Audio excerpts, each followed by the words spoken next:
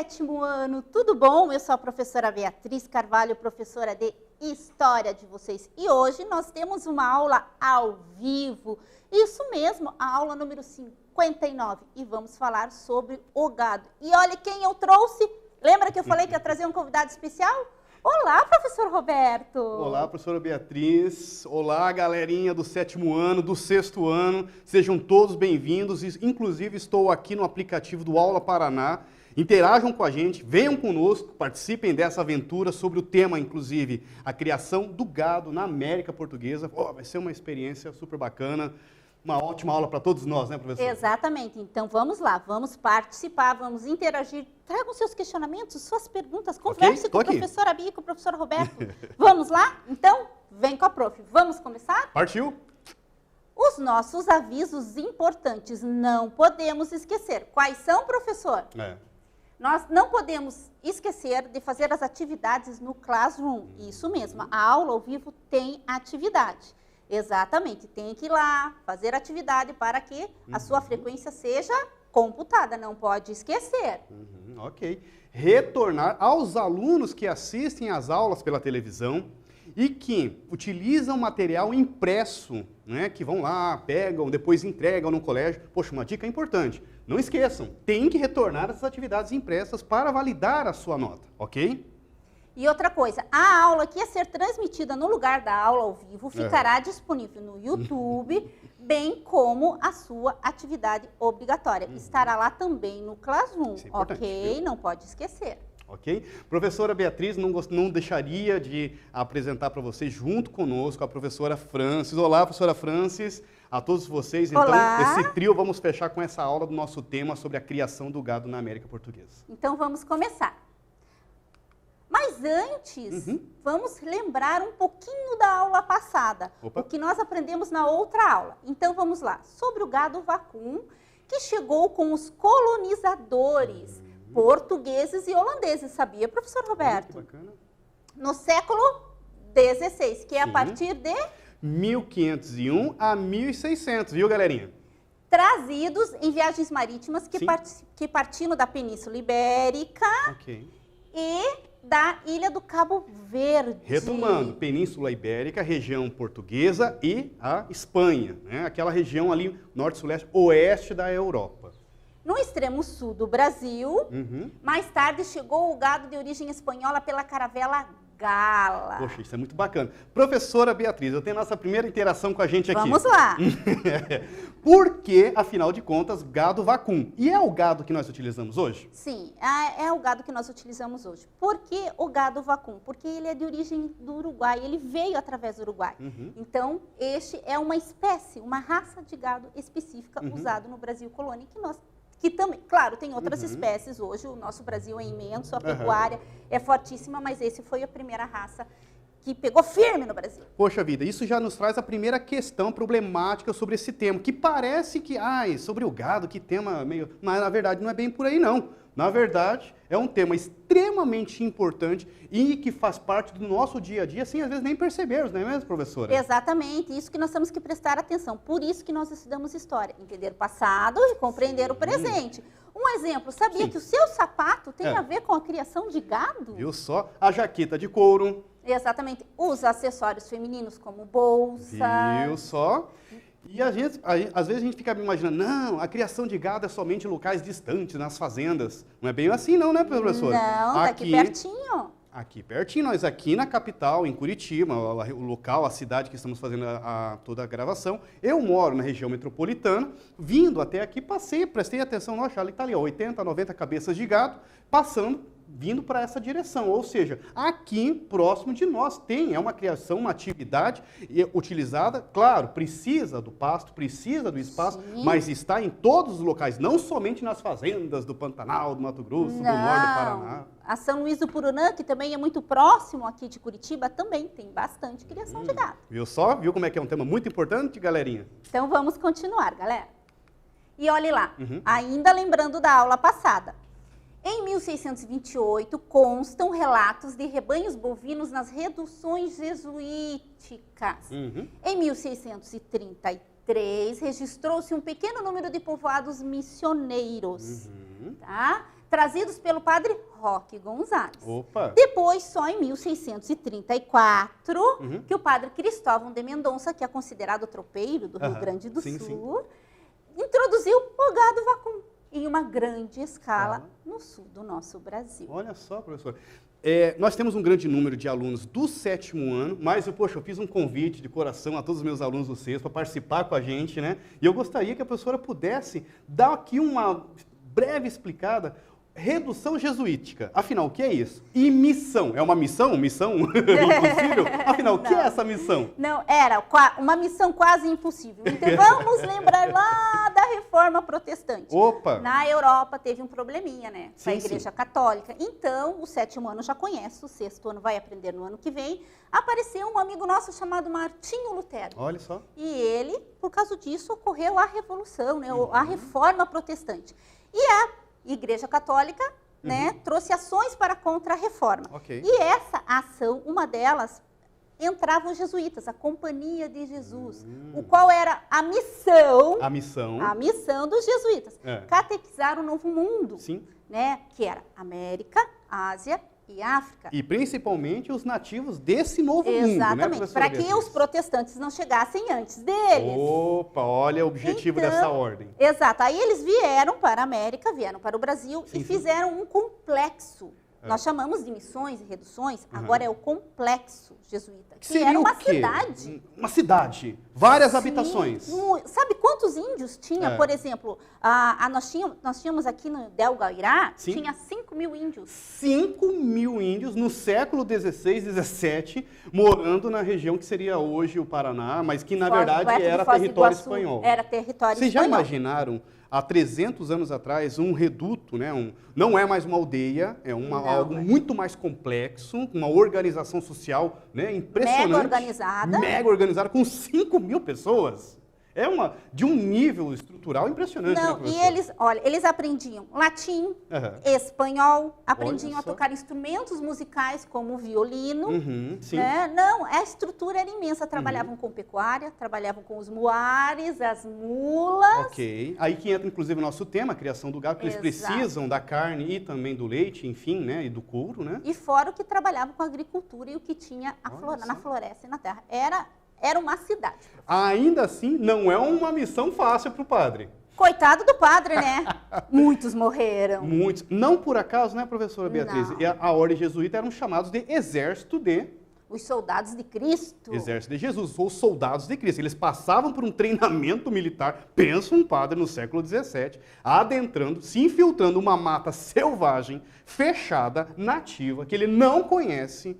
Ele vai precisar sobreviver. Não falava o idioma do nativo. Não falava o idioma do nativo, exatamente. Passar por malária, doenças, né, eu ia falar doenças silvestres da mata americana, e ainda por cima tem a resistência. Está ali um grupo indígena nativo, quem que é esse cara querendo falar que tem que fazer o sinal da cruz e que querendo mudar todo o meu jeito de ser e pensar. Tinha também a resistência, né? Então muitos padres acabavam também levando à morte, não é mesmo? Exatamente. Fora, né, como disse, os que eram mortos por onça, jacaré. Imagine no Pantanal. Pois é. Era complicado. Doenças como a malária, doenças nativas, né? Exatamente. Por isso que eles são um dos agentes territoriais que nós estamos estudando no 7º ano. Porque ele adentrou a colônia. Ok. Ele expandiu o território da colônia. Olha que bacana. Parabéns, prof. Então. E agora nós vamos fazer a nossa primeira interação junto com a gente aqui. Queria mandar um abração para a cidade de Nova Rosa, Santa Nova Rosa, próximo a Marechal Cândido Rondon. Como é que é Nova? Nova Rosa. Cidade de Nova Rosa. Os alunos João Carlos, João Marcelo e a Maria Eduarda. Um abração para o pai, a família estudando com a gente, professor. Que bacana! Muito bom, parabéns, Gustavo. Então vamos lá. O que eu tenho aqui, olha. Bom dia, professores. Eu me chamo Milena Bonfim, estudo na Escola Estadual Jardim das Araucárias, moro em Castro. Olha só, olá, Milena. Adoro as aulas de vocês. Eu acho a professora Beatriz muito divertida. Que bom, e o professor Roberto também. Opa, valeu. Mandem um abraço para todos os meus professores, em especial a professora Cláudia de História. Professora Cláudia, um abraço. Cláudia, valeu, parabéns. Viu? É Nova Santa Rosa, cidade próxima de Marechal Cândido Rondon, próximo de Toledo. Vamos para os nossos objetivos da aula, galerinha. Primeiro, entender como surgiu no Brasil a reserva de gado conhecida como Vacaria del Mar. E o segundo objetivo, professora Bia? Reconhecer o papel da pecuária no desenvolvimento da colônia, do Brasil colônia. Da economia, muito bom. Da economia colonial. Fechamos com o nosso terceiro objetivo, compreender como se deu o surgimento dos charqueadores. Mas, professor, que palavra é essa? Vem de charque, vamos analisar junto com a professora Beatriz, que ela vai trazer esse tema muito bacana pra gente. A professora gosta de palavra difícil, não é mesmo? Mas já já vocês vão entender. Não se preocupe, vai complicar. Não, mentira. Não vai, não. Um quiz já, professor? Já, professora Bia. Partiu? Partiu, vamos lá. O gado vacum chegou no continente sul-americano, vindo da Península Ibérica, que eles já sabem aonde fica. Ok. E da ilha de Cabo Verde, trazido pelos colonizadores. Vamos ver? Vamos lá. A. Portugueses e franceses. Ok. Será? B. Portugueses e espanhóis. Ou C. Portugueses e holandeses. Pois é. E Vocês agora? podem participar com a gente aqui diretamente do aplicativo do Aula Paraná. Eu quero ver quem acertou aí, junto conosco. Vamos lá, novamente retomando. Como que esse gado chega para nós? Veja bem, então não é um animal da América. E você pode também fazer essa análise sobre. Letra A, portugueses e franceses. B, portugueses e espanhóis. Ou letra C, portugueses e holandeses. Mas está muito fácil, né, professor? Muito, prof. Muito fácil. Vamos lá, galerinha. Enquanto isso, um abraço a Bruno Corione Alves, do Colégio Maria Guiar Teixeira, em Curitiba. Um abraço. O professor de história dele, Valdecir Mendes, também está assistindo a Abração, aula. Valdecir. Legal. Sabe, professor, no Aula Paraná a gente passa por tantas experiências, né? Tem uma mãe chamada Solange, aqui em Curitiba, é Sol Sanduim, ela utiliza mais esse nome mais popular. E ela fez um trabalho muito legal no colégio dela, de ensinar outros pais a aprender a trabalhar com as tecnologias. Eu não podia deixar de falar sobre essa experiência que eu fiquei sabendo. Um abração a todos vocês aí e para a mãe Sol Sanduim. Que bacana! Puxa, fico muito feliz.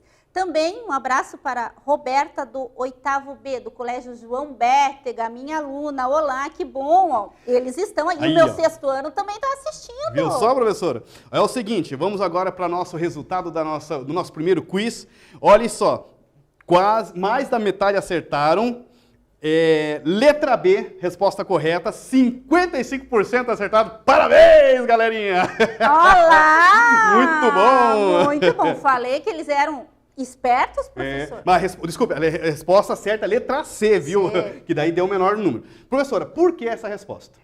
Porque, vamos entender, os holandeses, lembra que vocês estudaram, inclusive, com o professor Roberto, sobre os holandeses no Brasil, que eles tentaram colonizar, não é verdade? Sim, A nossa colônia. Então, foram eles que trouxeram. E também os portugueses trouxeram, porque o gado não era daqui, eles precisavam da carne e da força do animal para os engenhos de cana-de-açúcar.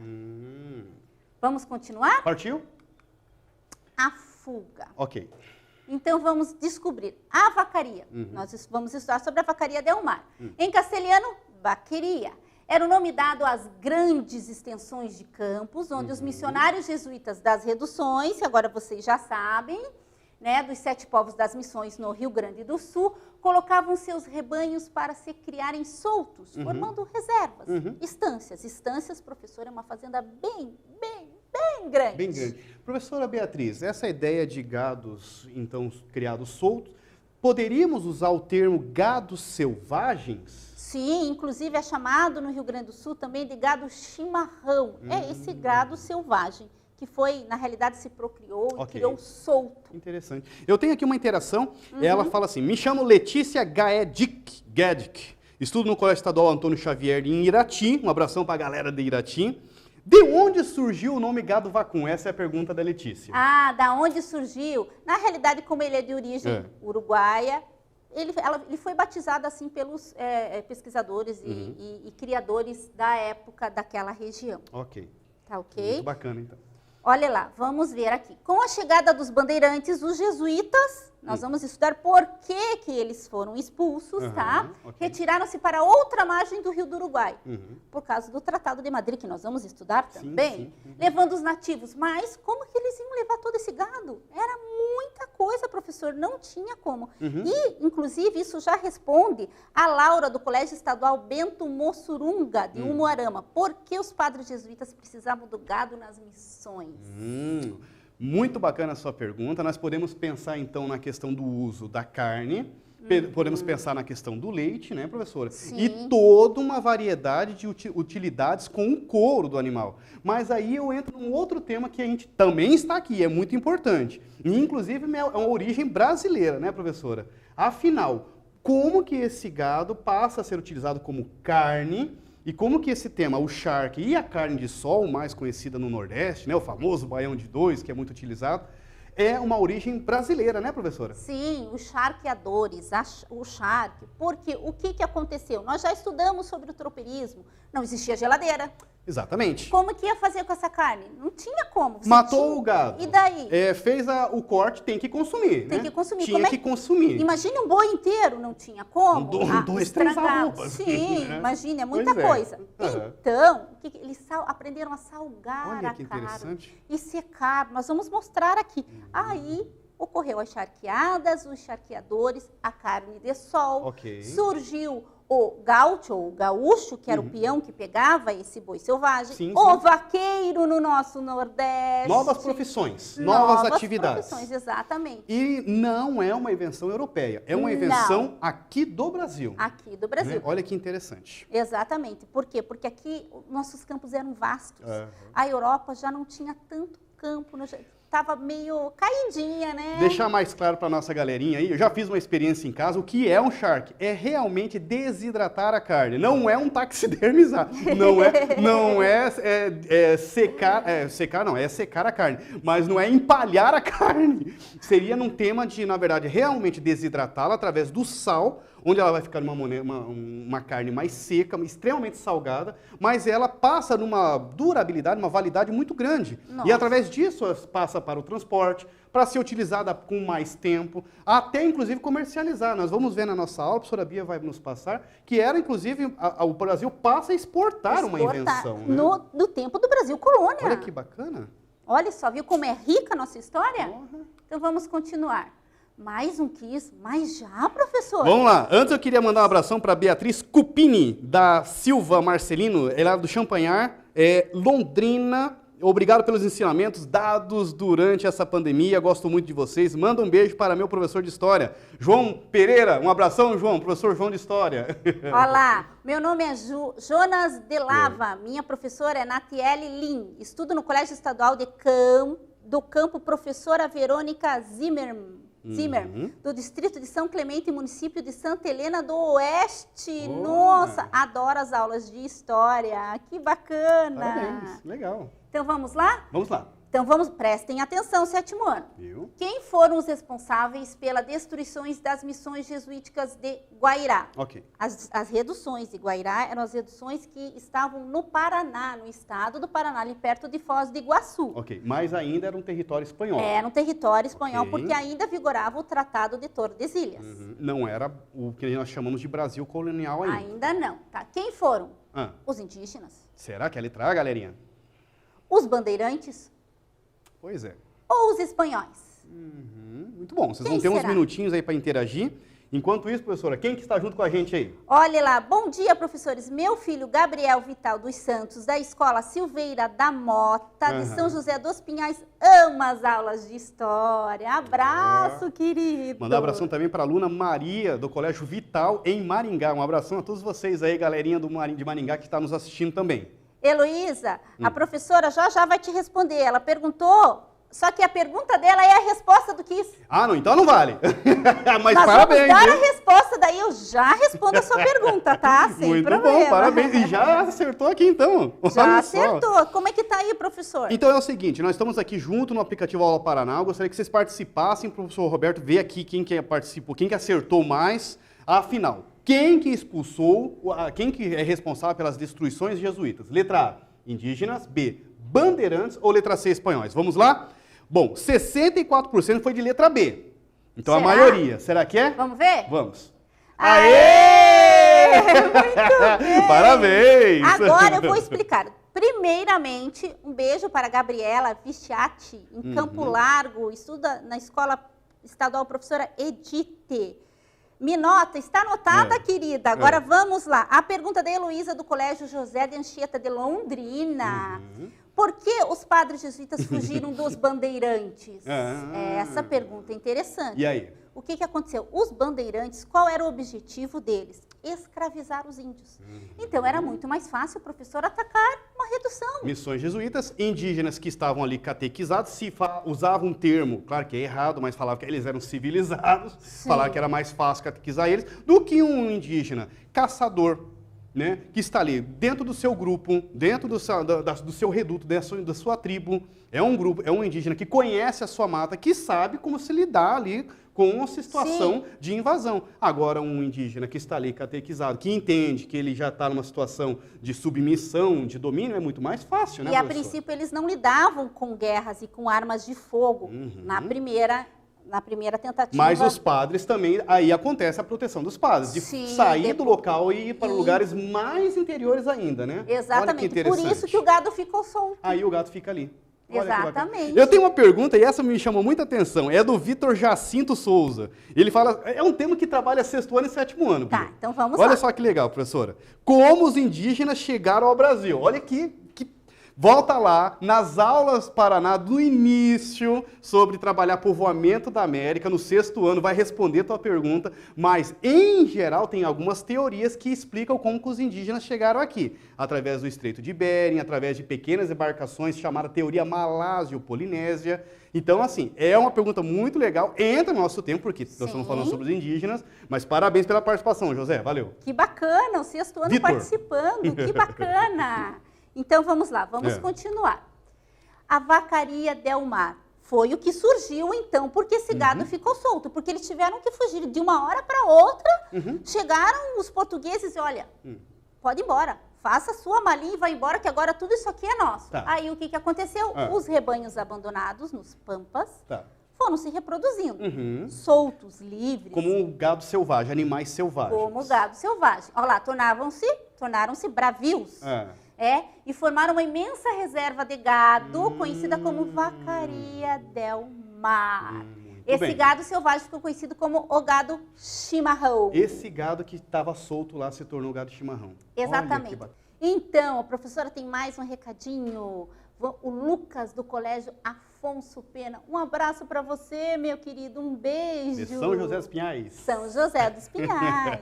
E aqui agora nós estamos junto com o professor Paulo. Tudo bem, professor Paulo? Vai fazer esse trabalho junto conosco. E eu gostaria de fazer, primeiramente, para fazer funcionar essa aula live, nós temos uma super equipe aqui junto com a gente, mas tem um nome que eu não poderia deixar de dizer. Parabenizar e agradecer, e inclusive essa aula eu gostaria de dedicar à professora Viviane, que está sempre junto com a gente, pegando aqui na nossa orelha, fazendo a coisa acontecer. Parabéns, professora Viviane. Vivi, adoramos você, querida. Olha, a aluna Milena, do Colégio Estadual Polivalente de Curitiba, ela disse o seguinte, eu queria saber se os índios viviam só no Brasil, professora Bia. Olha que pergunta bacana. Ou viviam em outros países também? Nossa, os nativos existiam em todo o mundo, né? Então, claro, nós estamos falando hoje do Brasil colônia, e a Europa é muito mais antiga. Sim, sim. Então, existem índios, tanto que nós estudamos, né? Na América Central, América do Norte, Austrália. Olha, viu? Então, é por todo o mundo. Vamos lá, vamos desconstruir, que essa pergunta é muito bacana. A ideia de índio é uma visão já errada, surgiu próximo ali das grandes navegações. Cristóvão Colombo achou que estava na Índia, quando ele queria dar a volta ao o mundo e olhou para os nativos, olhou e falou, demos a volta. Na verdade, coitado, ele não tinha feito nem 1/3 da volta. Nossa. Mas ele achou que era índio e falou, esses caras são índios. Sim. Então, assim, a origem da palavra é errada. Nós usamos mais, Milena, o termo povos originários da América, que daí entra todos. Nós temos mais de 500 povos de tribos indígenas, ameríndios, que seria até o termo mais correto, originários da América, aqui do Brasil. Mas nós temos povos astecas, os incas, que foram, assim, considerados povos pré-colombianos com histórias lindíssimas, que vale a pena, Milena, você dá uma pesquisada na internet, aí você vai encontrar muita coisa, inclusive minhas aulas também no 6º ano, viu? Tem no 6º e no 7º ano, vale a pena. Partimos, então? Então, vamos lá. Eu tenho mais uma interação. Eu tenho uma pergunta bem bacana aqui. Quer dizer, cadê? Perdi a pergunta. Olha, galerinha, outra coisa. Se por acaso o professor Roberto, a professora Bia, não conseguir ler a pergunta de vocês, o questionamento, mandar um abraço, não fiquem bravos. É que é muita coisa, é muito questionamento, tá? Vamos ver aqui. Ih, professor, entrou mais pergunta aqui e acabei. Mas, enquanto isso, Maria Eduarda de Curitiba, do Colégio Santo Agostinho. Aí, que legal. Salve, Maria Eduarda. Valeu, um abraço Guilherme pra também você. da cidade de Ubiratã. Valeu, Guilherme. Abração aí por estar junto conosco. Aqui, achei. É o Guilherme. Guilherme Verck, tá? Ele vem do Colégio Mário Brandão Teixeira Braga. Qual é a dúvida dele? Os bandeirantes eram cruéis e raptavam os índios por vontade própria ou porque eram ordenados? E sim, quem mandava? Então, vamos explicar para ele. Assim, os bandeirantes, os primeiros bandeirantes, eram homens bem cruéis, tá? Numa outra aula, a professora explicou, eles vieram do Planalto de Piratininga, então eles eram muito pobres. Eles Região achavam, paulista. Exatamente. Eles achavam que, escravizando os índios, eles poderiam vender e a sua condição financeira melhorava. Haviam 2 tipos de bandeiras. A bandeira particular, né? E aqui a coroa portuguesa também mandava para que os bandeirantes escravizassem os índios e procurassem pedras preciosas. Sim. Mas eles eram bem cruéis. E os índios não iam por vontade própria, não. Né? Então, eles eram... escravizados assim, à força. E muitas vezes massacrados também. Com certeza. Vamos continuar? Ok, professora. Olha que imagem bonita, professora. Ok. Que bacana. Essa galerinha é a Vacaria Del Mar, que a professora comentou com vocês. Vamos tentar nos localizar. Estaríamos aqui na região de Rio Grande do Sul, professora? Sim. Ou já é Uruguai? Não, aqui. O Uruguai é aqui. Ó, fica bem claro para vocês aqui. Inclusive, aqui seria... Aqui é a Argentina. A Argentina. Tudo bem, pessoal? Então, parte da região sul do país. E essa seria resultado daquelas missões que saíram, professora Beatriz, e deixaram o gado e elas vão, então, se proliferando, se reproduzindo? Exatamente. Para você ter ideia, professora, olha lá onde está Santa Catarina, Laguna. Para vocês terem ideia do tamanho que é esse território e esse gado todo solto e se criando selvagem. E em grande número. Em grande número. Tá, então vira uma espécie de uma caçada ao ouro da carne do boi. Sim, uma coisa assim. Sim, exatamente. Muitos vêm aqui para caçá-lo e vendê-lo. Exatamente. Olha que bacana, viu, galera? Olha lá, vamos continuar. Tá. Chegamos nas charqueadas, inclusive tem até uma pergunta sobre o charque e aqui vai responder para vocês. Olha só, o que eram as charqueadas? Vamos lá. Vamos lá. O surgimento da indústria do charque modificou o quadro no sul do país. Não só no Rio Grande do Sul, no sul da colônia, tá? Principalmente no Rio Grande do Sul. As charqueadas permitiram o aproveitamento da carne até então sem valor no mercado. Sim. Então, olha, como que era esse processo, professor? Olha só, o processo de preparo da carne. Seria uma coisa que meio que secá-lo também? Secá-lo ao sol. Antes disso, o gado era abatido, né? Sim. Então, aí eles cortavam a carne e depois eles separavam os pedaços. Estender no varal como se fosse uma roupa. Passavam antes por um tipo de um galpãozinho muito simples, onde eles salgavam. Tá. Ficavam uns dias salgando. Depois ia para o varal, chamado varal realmente. Varal. E lá ficava dias e dias até elas secarem e se tornarem o charque. Só que, professor, nós temos histórias tristes, infelizmente, né?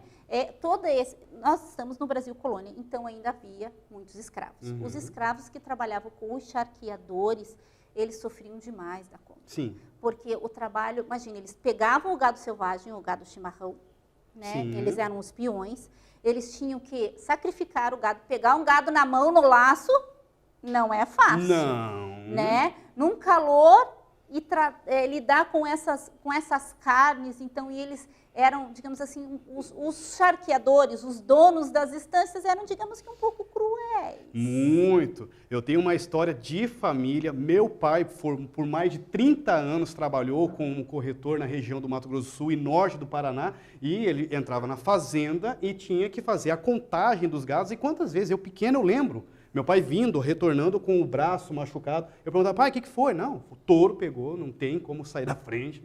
E por sorte, nunca foi uma coisa muito grave, mas teve muitos momentos que eu lembro meu pai voltando com o braço ferido dessa contagem. Imagina, hoje! Hoje, imagine naquela época. Inclusive, existe a lenda do negrinho do pastoreio, que o professor conhece também. Sim. Surgiu nessa época, exatamente por maltratarem os negros.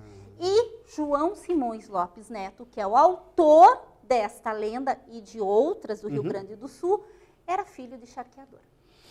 Queria aproveitar aqui e mandar um abração para a aluna Pietri Yasmin de Oliveira Santos. Ela fala que ela é do colégio Helena Visocchi, em Araucária. Um abração para a galera de Araucária. Contendo também, já trabalhei em Contendo. Um abração para o pessoal da Lapa também. Ela disse que é para mandar um abraço para a professora Regina de História, do colégio Professora Helena. Abração, professora Regina.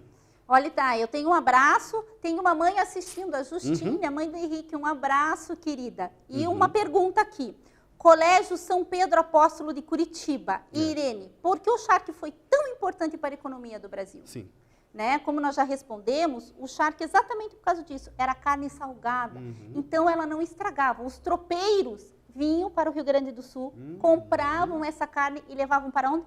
Minas Gerais, que nós vamos estudar por quê também. Ok. Então, era assim que os tropeiros conseguiam o charque e foi muito importante, sim. Vamos continuar? Vamos lá.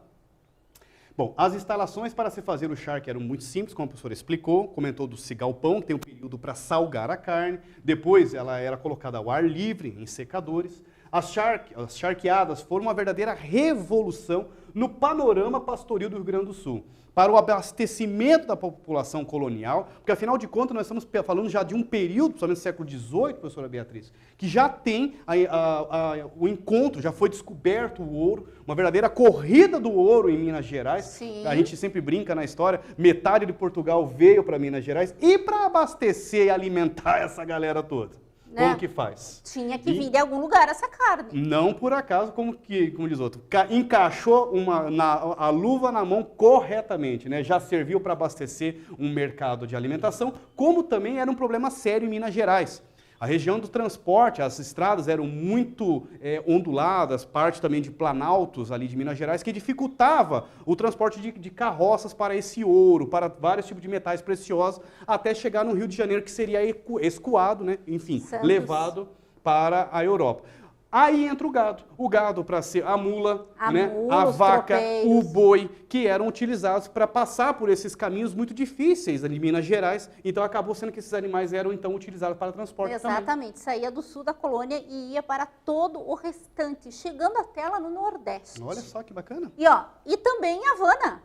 Ô louco, já estávamos exportando carne? Sim, naquela época. Em 1797, professora? 1797. Porque é uma invenção brasileira. Isso é muito importante nós colocarmos, né, professora? E aí? Será que vamos ver no próximo slide quem que fez essa invenção? Olha, aqui, claro, a professora, a professora Roberto, gosta muito do Debré. O meu 7º ano já conhece, eu não poderia deixar de trazer uma imagem do Debré.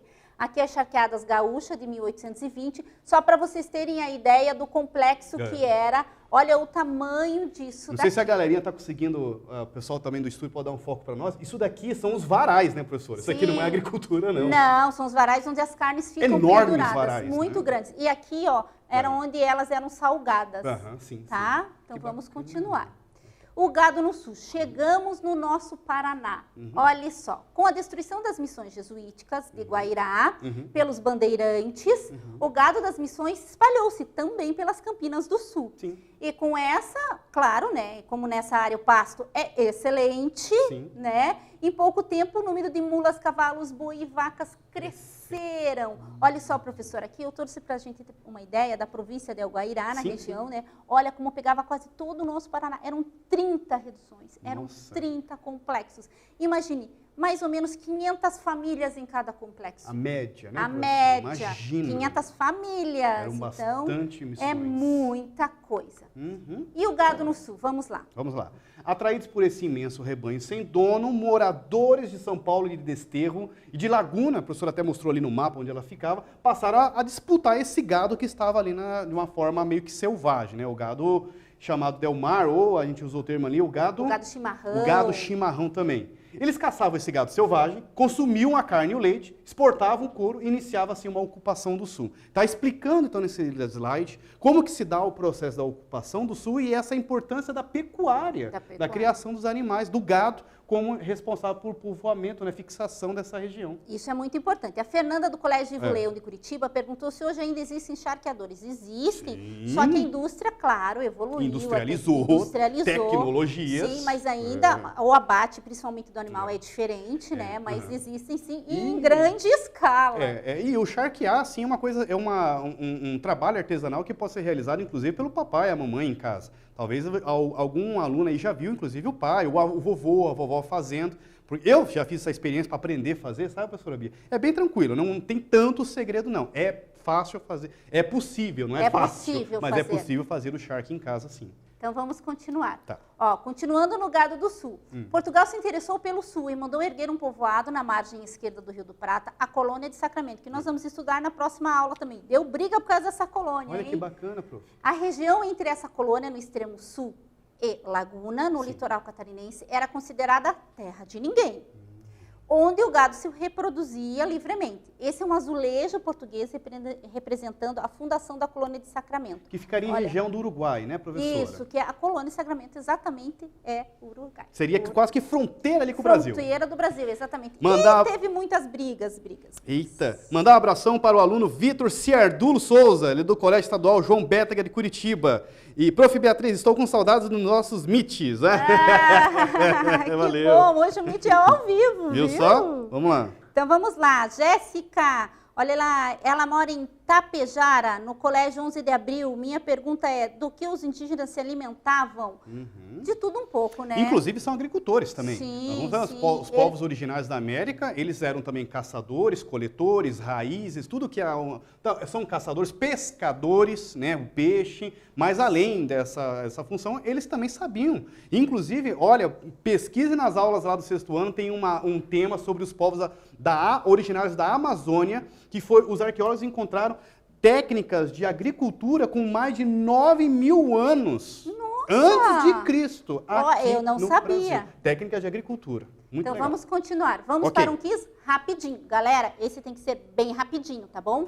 Vamos lá? O rei do Portugal se interessou pelo sul e mandou erguer um povoado à margem esquerda do Rio do Prata. Como foi chamado esse local? Província de Laguna. Será? Colônia de Cisplatina. Sei não. Ou colônia de Sacramento? Professor, tá muito fácil. Mandar um abração aqui para o aluno Lorenzo Falcão. Ele manda um salve para minha escola, me chamo Colégio Prof. Menelau. Ele manda um abração também porque a matéria preferida que ele gosta de história, o professor Menelau Almeida Torres. Valeu, quando foi inventado o charque. Aqui no nosso contexto que nós estamos falando, do século XVII. A primeira charqueada, mais ou menos 1629, tá, galera? Então vamos lá, Nicole Coutinho Dias, da escola Anita Canete, São José dos Pinhais. Olha só, nós estamos notando você, querida, não fique triste não, um abraço. E a Andressa de Foz do Iguaçu. Aê, Foz do Iguaçu, abração. Estudo do Colégio Estadual Presidente Costa Silva. Então, o que eles responderam aí, professor? Vamos lá, então? Vamos ver a nossa pontuação aqui, a galera, junto com a gente. Letra A, B, C, galerinha. Vamos ver a porcentagem. Já está rolando aqui. Enquanto isso, professora, como é que está a nossa interação aí? Vamos ver. Olha, tem mais um abraço aqui. Vamos ver mais algumas perguntas aqui. A Isabela, do Colégio Estadual Leonor Castelhano Barracão. Quem lucrava mais com a pecuária? Na época do Brasil, colônia Portugal. É claro, né? Mas os charqueadores se tornaram a grande elite do Rio Grande do Sul, mais tarde. E, claro, depois o Brasil Império e nosso grande país, agora nossa grande nação de hoje. Poxa, eu aproveitar aqui que nós temos os últimos minutinhos, enquanto o pessoal está vendo, tinha também uma situação interessante que a pecuária, a criação de gado trouxe para o Brasil colônia, que os vaqueiros, os peões, eram escravizados que ganhavam a alforria, que eram escravos libertos, né? Eles eram libertados. Por quê?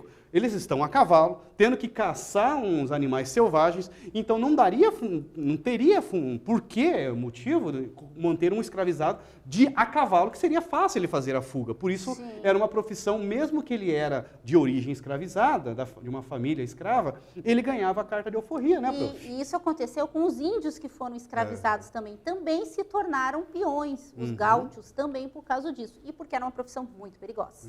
E aí, vamos lá? Vamos lá, professora Beatriz. Deu 54% a letra C, Colônia e Sacramento. Acertaram? Vamos ver.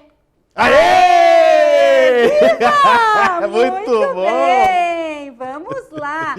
Vamos falar sobre economia agora, professor. Partiu. Vamos lá. Então vamos lá. Com a descoberta do ouro em Minas Gerais, que nós já falamos, a população que vivia lá, né, da economia aurífera, passou a necessitar de animais de carga, pois os carros de boi não conseguiam circular pelas ladeiras acidentadas da região, como o professor Roberto já contou. A atividade pecuarista passou a fornecer para a região mineira não somente mulas, jumentos, boi, vacas, bem como o valioso charque ou a carne seca. Né? Que tem a carne de sol, mas também no Nordeste, mas é uma outra técnica também um pouco semelhante de salgar a carne.